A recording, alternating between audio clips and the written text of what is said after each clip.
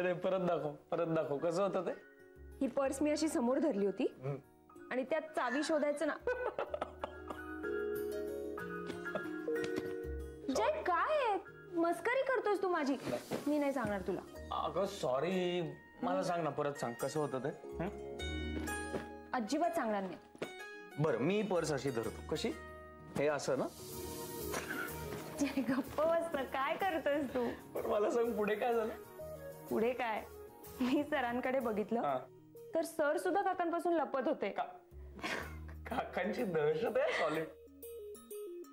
मग पुढे पुढे काय, मला सरांना सांगावंच लागलं की मी केतकरांच्या शेजारी राहते, मी ओळखते त्यांना. काय रे, माझ्याकडे दुसरा पर्यायच नव्हता. सरांना काकांबद्दल काही गैरसमज व्हायला नको म्हणून मी त्यांना सांगत होते की ते खूप चांगले आहेत. तर मग सरांनी मला विचारलं की तुम्ही कसे काय ओळखता त्यांना.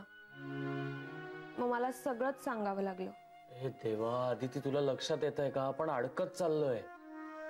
एक तर आधी आऊंची आणि काकांची ओळख, त्यात आता तू सरांना असं सांगितलंयस की तू केतकरांच्या शेजारी राहतेस.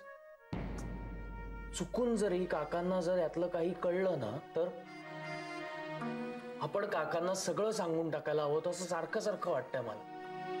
निदान डोक्यावरचं टेन्शन गेलं असतं. रिलॅक्स जय. काय रिलॅक्स.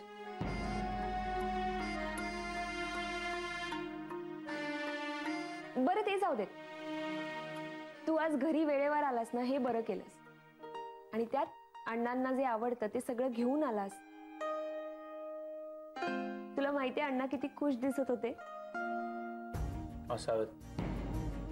म्हणजे मला काही म्हणाले नाहीयेत ते. सगळ्याच गोष्टी बोलून व्यक्त होत नाहीत ना. आणि त्यात अण्णा कधीच नाही. तुझ्याशी बोलले नसतील, पण मी त्यांच्याशी बोलत असताना त्यांच्या चिरंजीवाचं कौतुक करत होते. ते